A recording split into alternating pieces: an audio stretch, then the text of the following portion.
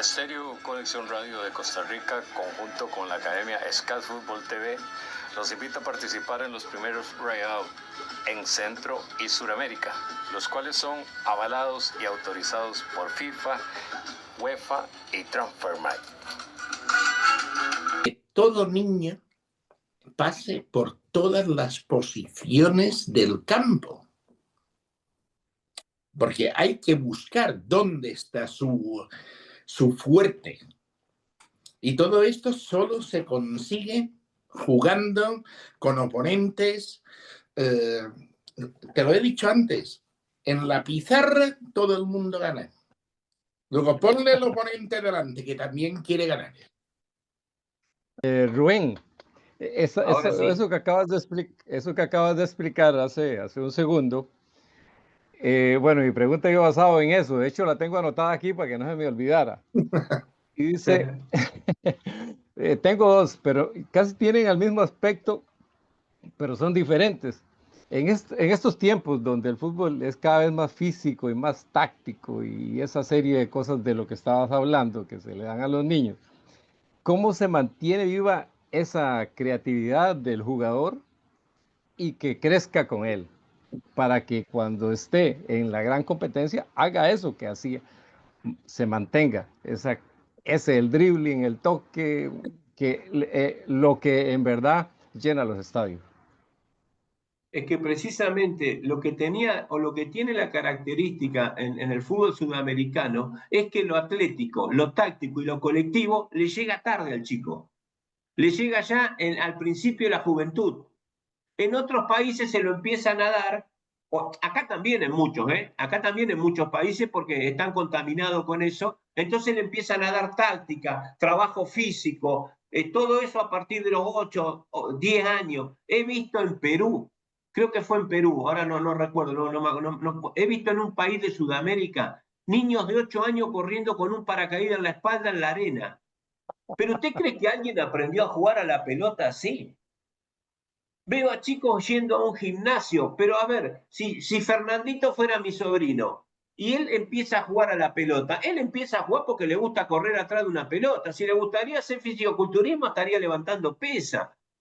Entonces, tienen una confusión en ese sentido, porque es el ego que uno tiene. Yo lo saqué, yo lo hice, yo lo formé. Bueno, yo nunca saqué a nadie, yo nunca hice a nadie, yo nunca formé a nadie.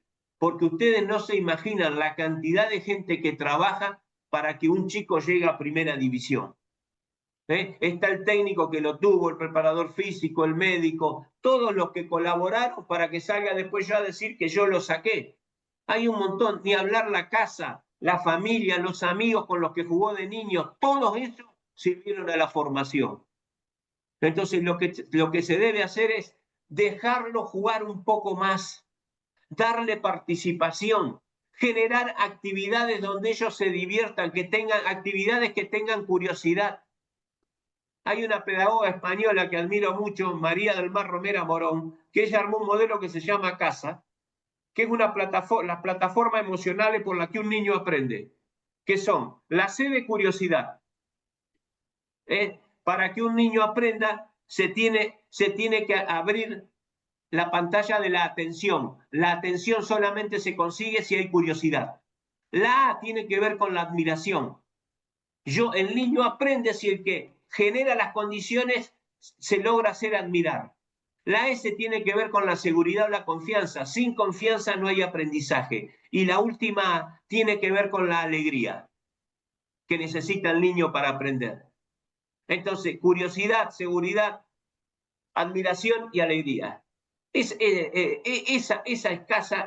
es la plataforma emocionales por la que un niño aprende. Ahora pregunto, Fernando, cuando ponen a chicos en fila a darse pase, que doy un pase y voy atrás de 30 a esperar que me toque otra vez, ¿qué le desperté? ¿Curiosidad ahí? ¿Qué le desperté? ¿Admiración? ¿Cuál es la seguridad que le doy? ¿Y cuál es la alegría? Cuando lo hago transportar la pelota en un cuadrado, no, porque así aprende a llevar la pelota, no. Los fundamentos de la técnica aplicada son hijas del juego. Se aprenden jugando y cada uno lo forma de su manera. Porque si no, si fuera por la repetición, y bueno, todos patearían bien, todos conducirían bien, no habría ningún fallo. ¿Y por qué no pasa eso? Porque como dice Paco Seirulo, la situación modifica la acción o la condiciona. El fútbol es impredecible, entonces yo tengo que preparar a individuos que tengan la capacidad de resolver algo que no se puede prever. La única forma es en el propio juego que permanentemente lo está llevando por esa incertidumbre. Por eso cuando un entrenamiento produce causa-efecto o es lineal, no es un entrenamiento para futbolistas. Porque hay un montón de variables que nunca están en juego y que después en el fútbol se hacen presentes. Voy a ser más claro. Mario, usted me entrena a mí porque cree que así yo voy a entrenar mejor si simplifica las acciones. Me hace entrenamiento simple, ¿no es cierto? De conducción. Lo que pasa es que después el sábado pretende que yo resuelva la complejidad. O sea, usted me entrena simple 5 días y después quiere que yo resuelva la complejidad en el sexto. Bueno, ¿y cómo hago? Lo que nadie me logra decir. ¿Cómo hago? No, tienes ahí toda la razón. Y además el fútbol es un deporte de contacto y es imprevisible. No se sabe qué va a pasar.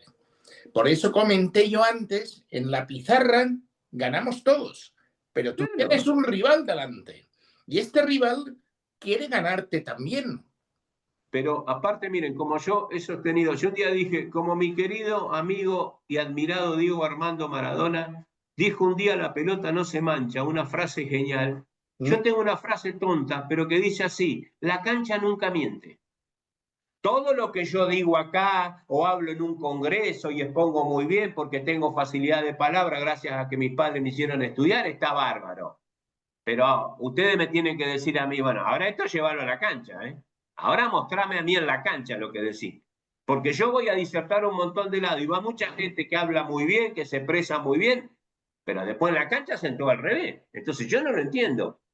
La cancha no miente. Lo que yo digo acá lo tengo que decir dentro de la cancha. Y lo tengo que demostrar y lo tengo que hacer. Porque esa es una cosa que decía el flaco Menotti. La diferencia, nene, a mí me decía nene, mira nene, la diferencia entre los entrenadores y los periodistas es que el periodista es un crítico de lo que ve. Sí. Él no tiene por qué demostrar nada. Nosotros sí. Nosotros tenemos que demostrar que lo que decimos se haga dentro de la cancha. Son cosas distintas. Toda la razón, Rubén. Y el periodista trabaja para una marca que la marca le exige vender. Claro. Y ahí está la crítica. Mario, te estamos entrevistando a ti en lugar de a Rubén, me parece. Ah, bueno. Yo le he contestado a lo que yo estoy viendo. Coño, pero lo que conteste él, que sabe más que nosotros. Coincido con Mario lo que él dice, yo creo que se los conté la otra vez a ustedes. Estoy cansado de contarlo porque me torno repetitivo. Menos mal que no está mi mujer, está dando clase, porque si no me mata. A ver, chicos que le dicen que le van a desarrollar el dribbling y lo ponen a esquivar cono, ¿no? Pero si el dribbling, el regate, la gambeta se fundamenta en el engaño. A ver, ¿cómo se engaña un cono? ¿Cómo se engaña un cono? Esquivar no es engañar, es otra cosa. Entonces, después agarran a un pibito como Echeverry, que no vio un cono hasta que no llegó a River a los 15 años y se gambetea 6 tipos juntos. Mientras los que estuvieron esquivando cono no pueden gambetear un palo parado después. Y siguen insistiendo con eso. Entonces, Rubén, es inentendible. Rubén, perdóname, mira, yo tengo otro problema. Te voy a explicar mis circunstancias. Me gustaría saber su opinión al respecto.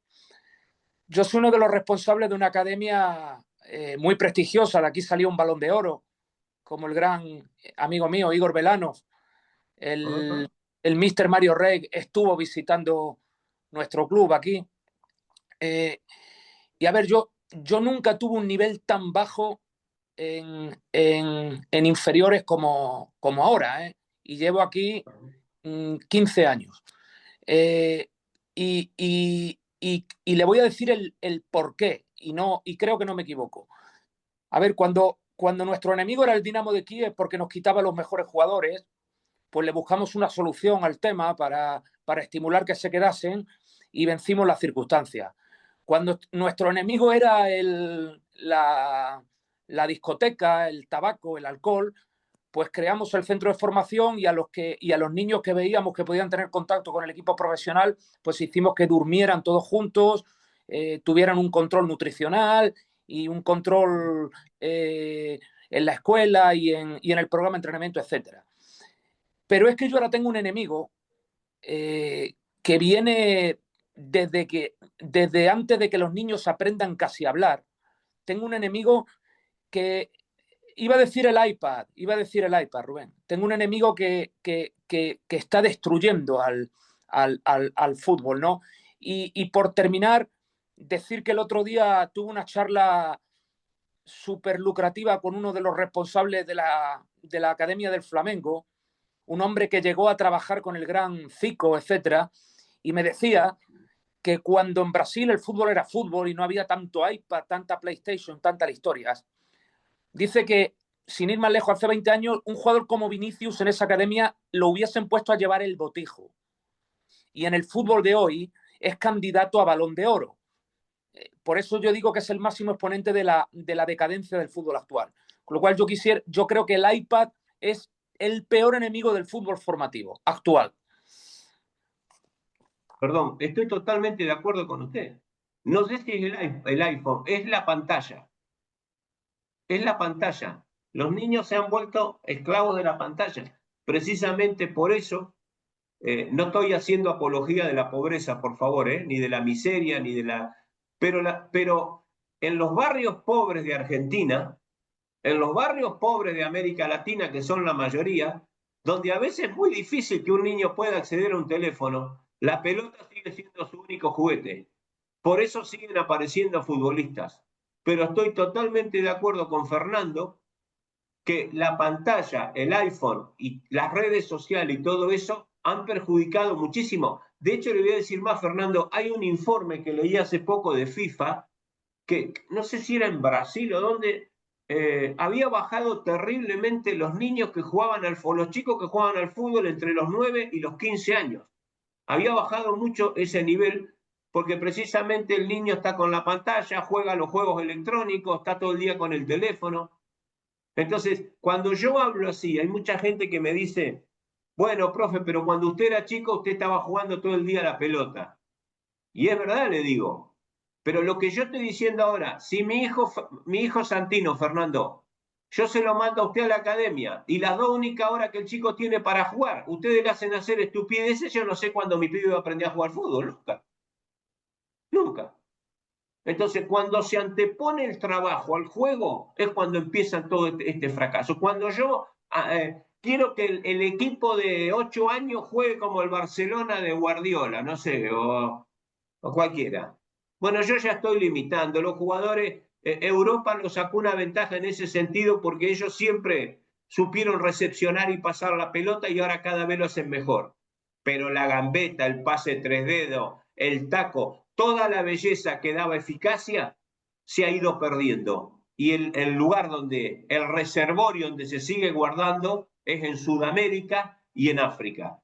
Y nosotros, por lo menos aquí, tenemos que tener la valentía de poder sostenerlo, de poder respaldarlo. Yo estoy seguro que si los niños jugaran y jugaran y jugaran, y el facilitador, porque a mí me dicen, bueno, pero entonces le tire una pelota y que juegue. No, lo que hay que hacer es entender que el fútbol tiene una estructura de 3 preceptos, que son espacio, tiempo y engaño. En la etapa infantil, la tarea del facilitador es generar actividades donde se condicionen y se modifiquen los espacios, donde se condicionen y se modifiquen los tiempos y donde el niño se vea obligado a engañar, a improvisar, a gambetear. Imagínense que un chico durante 6 años haga eso todos los días. ¿Cómo le dicen, Fer? Un microciclo, por ejemplo. Un día llega el niño, hoy en parte inicial, ¿no? Desarrollo de la gambeta en forma jugada, 4 contra 4, 15 minutos. Parte principal, van a hacer un juego donde voy a condicionar el espacio. O sea, voy a poner más rivales para generar mayor densidad y menor espacio. durante 50 minutos. Los últimos 15 minutos los llamo a los chicos y les digo juego libre, 15 minutos. Imagínense que si yo hago eso toda la semana, y le voy cambiando las variables del tiempo, la variable del espacio, la variable de la improvisación, es simple. O ese niño a los 12 años aprendió a jugar a la pelota y no aprende más. Y una vez que aprendió a jugar a la pelota, con un formador que sepa, le va a enseñar a jugar al fútbol desde las 4 acciones que tiene el juego, con los conceptos individuales y grupales en cada una de las acciones. Ese es el modelo y el que venimos desarrollando hace años en la Escuela de Entrenadores de San Luis Menotti. En muchísimas cosas me identifico mucho con él. El tema está igual, hay según qué cosas, aunque hablemos español, castellano, pero que tienen otro significado en el castellano de Europa, como es gambeta, aquí es hacer el dribbling, hacer un regate. Un regate, pero totalmente de acuerdo que contra lo que tú acabas de decir a lo último, se debe de hacer, porque un cono, una barrera, cuando yo veo que ensayan con barreras estáticas, en el fútbol profesional te hablo, ahí no salta nadie, pero tampoco por abajo hay nadie. Pero yo les hago una pregunta, a los tres, a Fernando, a Gonzalo, a Mario. ¿Ustedes creen que vamos a tomar, miren, la segunda división del fútbol español, no voy a tomar la primera división, la segunda división del fútbol español? Si yo saco a los jugadores rivales, los saco del campo de juego, y paro a los jugadores de un solo equipo, sin adversario, ¿ustedes creen que ellos fallarían algún pase? No. Ninguno. El problema, y siguen hablando de la técnica del pase, pero si los jugadores, está comprobado que el 70%, entre el 70 y el 80% de los pases se fallan por entender mal, por no leer bien el juego, por no saber resolver la acción, por no interpretar el movimiento de los compañeros y de los adversarios. No es un problema técnico. Ningún futbolista profesional puede errar un pase sin rivales a los 10 metros. Nadie. Y siguen insistiendo con la técnica del pase 800 horas por día. Jugadores en fila. Basta de hacer fila, basta. ¿Alguna vez alguno jugó un partido que se puso atrás de 3 compañeros para patear al arco? No. ¿Y para qué le hacen hacer fila? No se trata de entrenar mucho, se trata de entrenar bien. Francisco Paco Seirulo. No se trata de entrenar mucho, se trata de entrenar bien. No es lo que mejora la técnica, la repetición, sino la variación. Claro que tiene que tocar el niño la pelota 10.000 veces por año, pero de forma variada, de forma diferente, en distintas situaciones, en distintas circunstancias. No tenerlo contra una pared pateando de hora como un tarado, como si eso después le va a servir para resolver algo. Sí, toda razón. Bueno, no es lo mismo la cantidad que la calidad. El problema es que la mayoría de las escuelas de fútbol y de equipos menores hacen eso. Es lo mismo. Usted lo ve aquí en Jacó, lo ve en Parrita, lo ve en Guapi, lo ve hablando de Costa Rica, y lo ve en el Saprissa, y lo ve es el mismo, lo ve en el CAR de la liga. Es repetitivo eso. Pero si yo, por ejemplo, tengo... El Saprissa no es ejemplo porque tiene el peor entrenador del mundo. Yo lo que les digo es, imagínense que cuando yo, por ejemplo, hablo así o voy a dar charlas, mucha gente se enoja o cree que yo no tengo la verdad, ¿está claro? Cuando yo dije que iba a ser entrenador a mi padre, que fue futbolista, jugó en River y demás, me dijo, la única verdad que hay en el juego del fútbol es que no la tiene nadie, ¿no? No vas a ser tan estúpido de creerte que la tenés vos. Yo no tengo ninguna verdad. Yo lo que digo es que quiero que a mí me expliquen cómo puede hacer un chico para aprender a jugar a la pelota si no juega. ¿Cómo alguien puede pensar que poniendo... ¿Por qué es fácil eso? O sea, mi mujer no sabe nada de fútbol, no tiene idea, ella es maestra. Pero si yo la llamo y le digo, ¿cómo podemos hacer para que los pibes pateen al arco? Y me dice, hago una fila y los hago patear. ¿Y cómo puedo hacer que aprendan a dar pase? Y me dice, y pongo jugador enfrentado y le hago dar pase. Es lo más fácil que hay eso. Pero los padres, ¿por qué lo hacen muchos entrenadores, muchos formadores? Hay muchos formadores, o como llamo yo, facilitadores en el fútbol infantil, que saben que eso está mal, que saben, no tienen cómo justificarlo, pero ¿saben por qué lo hacen? Porque afuera hay un dirigente, que es el que pone la plata para la escuela, y hay 5 padres ignorantes que no saben nada de esto. Entonces, ellos hacen todo eso para que vean que yo trabajo, para que vean que yo, cómo hago sacrificar a los niños, cómo trabajo, mirá el modelo, la metodología. Después, ¿saben cuál es el problema? De esos chicos, no hay un jugador jugando en primera división nunca. Porque como dijo Jorge Valdano, la academia igualó para abajo. La academia igualó para abajo. Mejoró a los mediocres, pero expulsó a los genios, a los grandes futbolistas los expulsó. Entonces, si yo no tengo en claro que en la etapa infantil, estoy hablando hasta 12 años, el niño tiene que aprender a jugar jugando, estoy perdido. Y si yo no entiendo que después sí va a necesitar un formador, por eso le digo que le enseñe a jugar al fútbol, pero esa es otra etapa, esa es otra cosa. A partir de los 13, 14 años, estamos hablando de otra historia, y no lo quieren entender. Entonces todo muy difícil, porque pareciera ser que es una cuestión a ver quién tiene razón, que como que yo ahora apago la computadora y me pongo contento, ay, yo le gané una discusión a 3 personas, pero sería un imbécil, un estúpido. Yo no hablo por eso, quiero a veces hacer reflexionar a las personas nada más para que vean que hay otra mirada, hay otra visión. No importa si están de acuerdo o no, pero algún día, bueno, a ver qué dice el tarado este, a lo mejor algo de razón tiene, qué sé yo, me voy a fijar. Es por eso nada más. Perdonen la vehemencia, pero cuando hablo de fútbol me fanatizo. Voy yo. Sí, sí, preguntan. Y yo creo que ya es la última pregunta que vamos a hacer todos, porque se está dilatando el tema.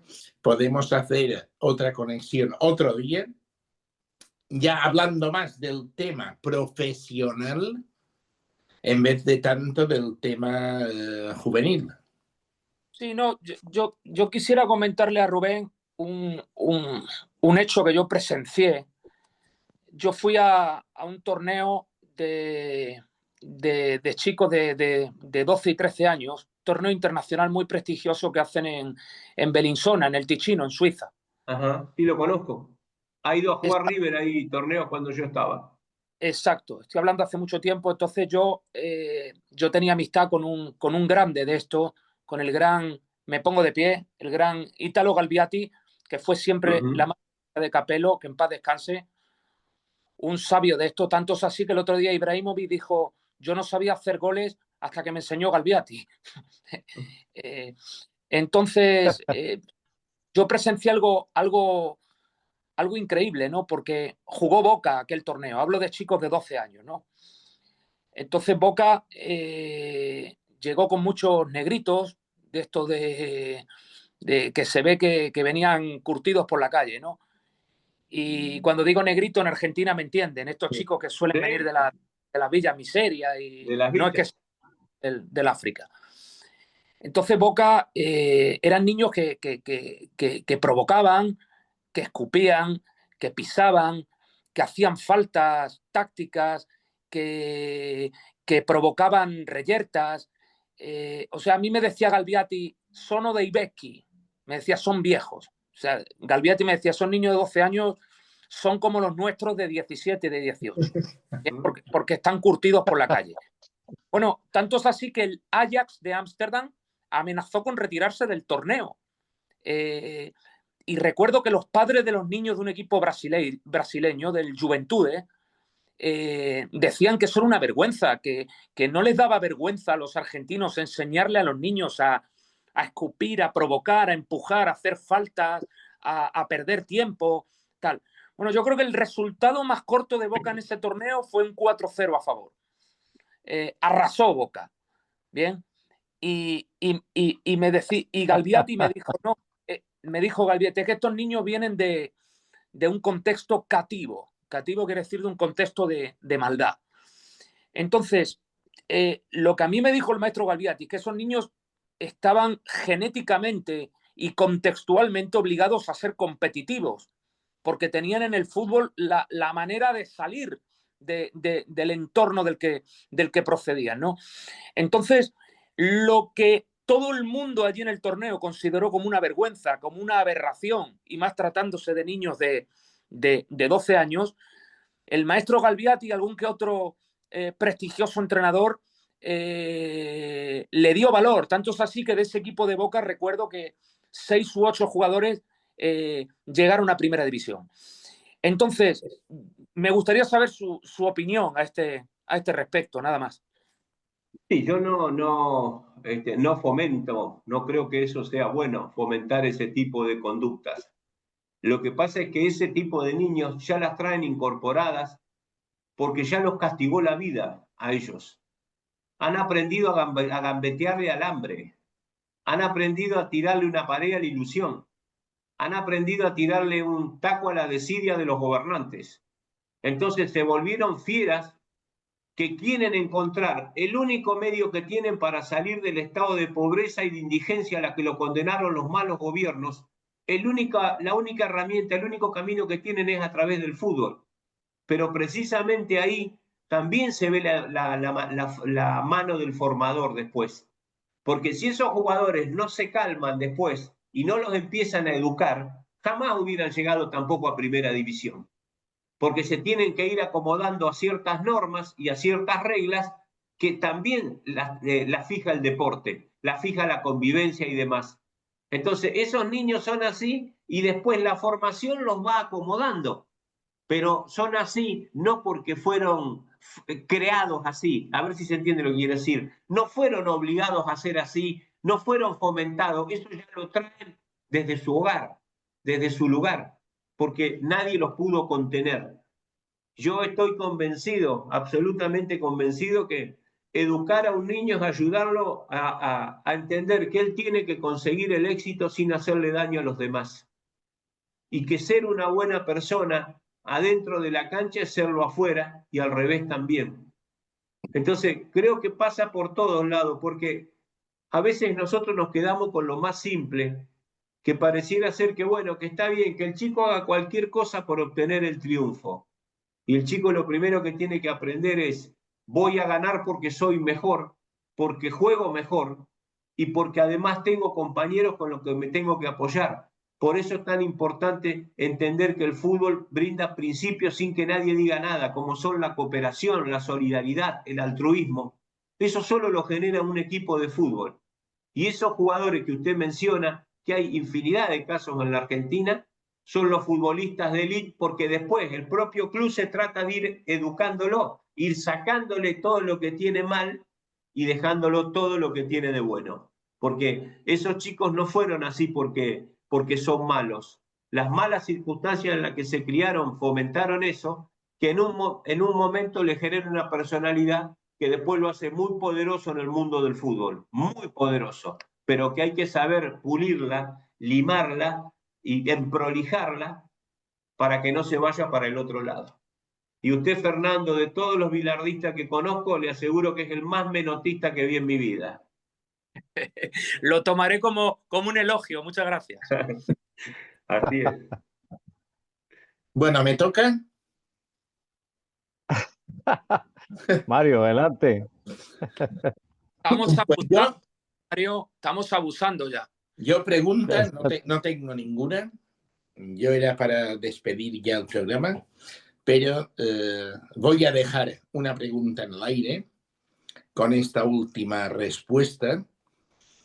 En los años donde yo estuve jugando, Emilio Butragueño, jugador genial, limpio donde hayan los limpios, un compañero de su equipo, sucio donde los hayan.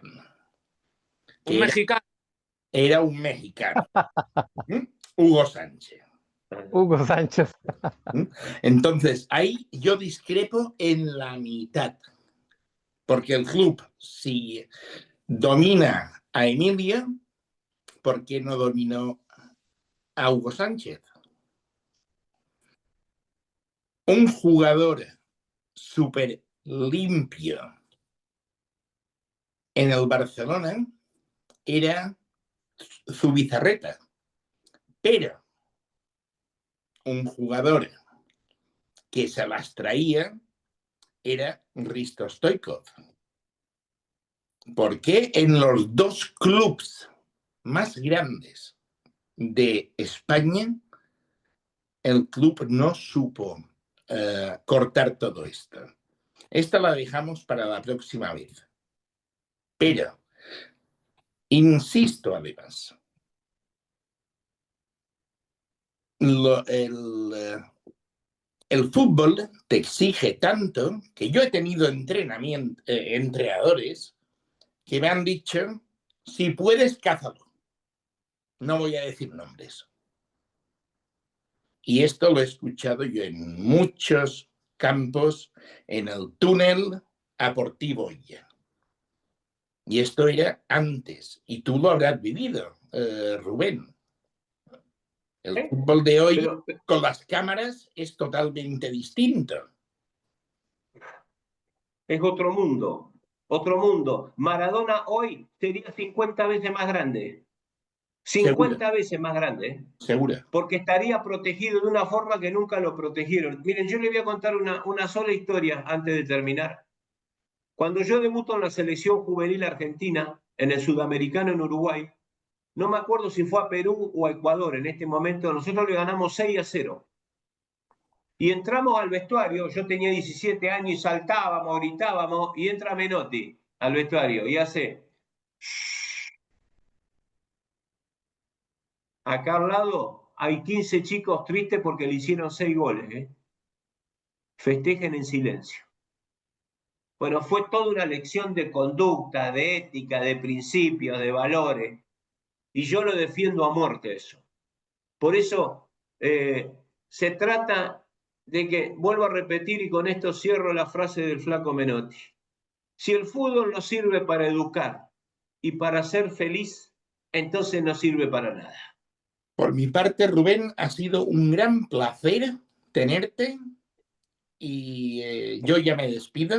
Le quería agradecer y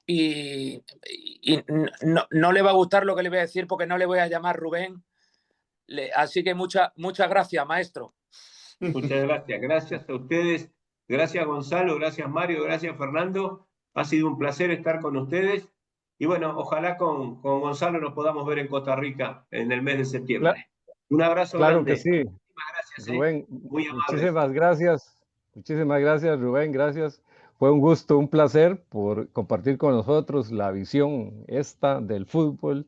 Nos deja una reflexión maravillosa y obviamente que la vamos a guardar y vamos a seguir con la pasión de seguir enseñando a esos muchachos y sigamos adelante.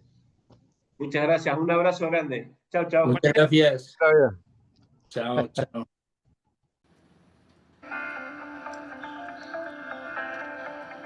Escaz Fútbol TV junto a Estéreo Conexión Radio los invita a ver el siguiente segmento del programa La Pasión por el Fútbol con Mario Rey, Fernando Martínez y Gonzalo Bolívar.